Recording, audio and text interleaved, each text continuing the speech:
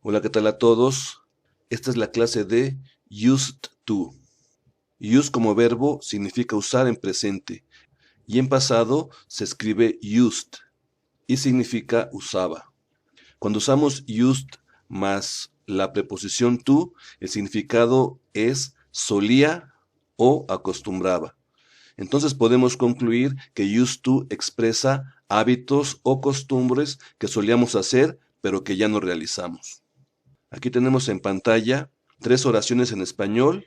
La primera, yo solía fumar todos los días.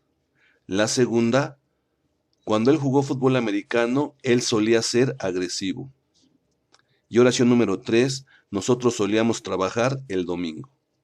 Bien, vamos a trasladar estas oraciones en español a su traducción o interpretación al inglés y vamos a hacer oraciones afirmativas, negativas e interrogativas, obviamente usando el used to.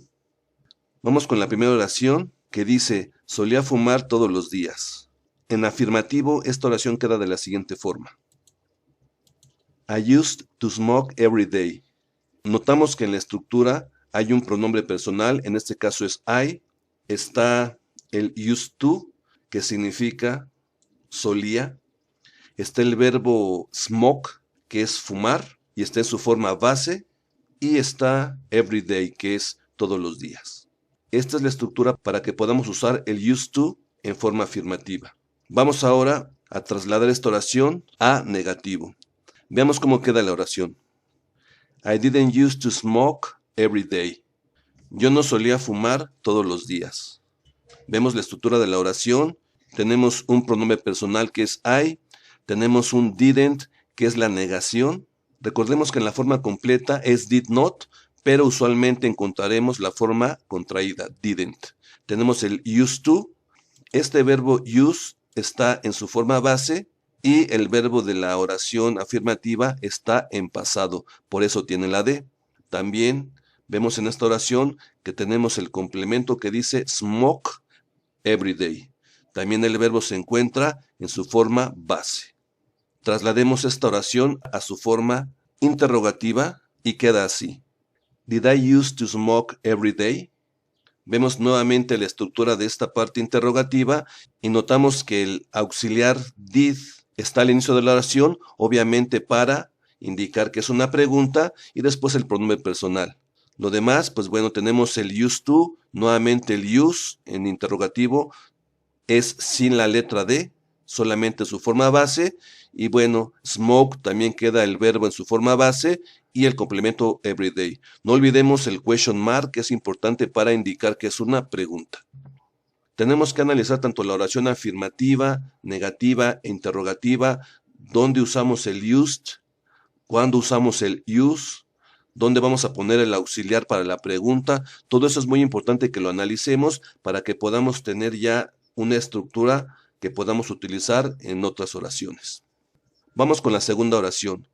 Cuando él jugó fútbol americano, él solía ser agresivo. Y la oración en forma afirmativa queda así.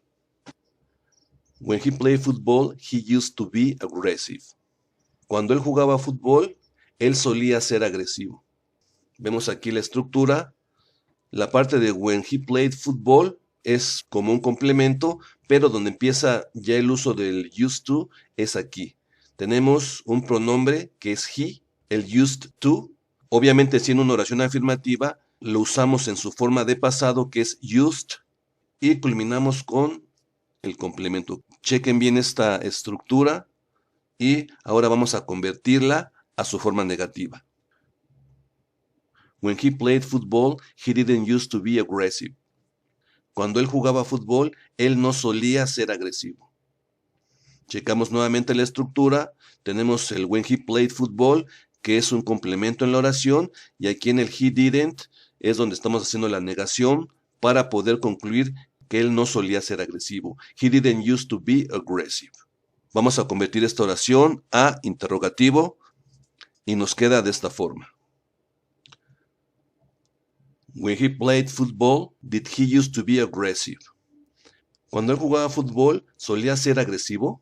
Checamos la estructura.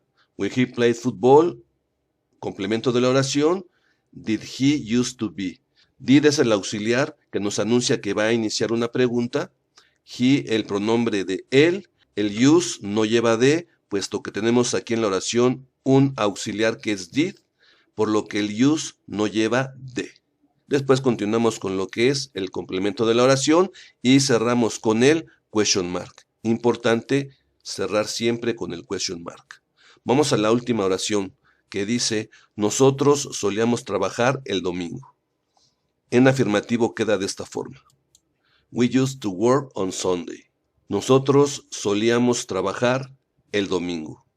Vemos la estructura, un pronombre personal, el used to, en este caso siendo una oración afirmativa, concluimos que debe de tener la letra D para que se encuentre en pasado y el complemento de la oración, on Sunday, el domingo.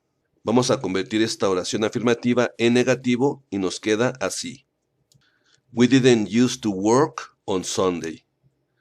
Estructura de la oración es pronombre personal, el auxiliar didn't, que es el que va a ser la negación de la oración, el used en su forma base y el complemento, work on Sunday.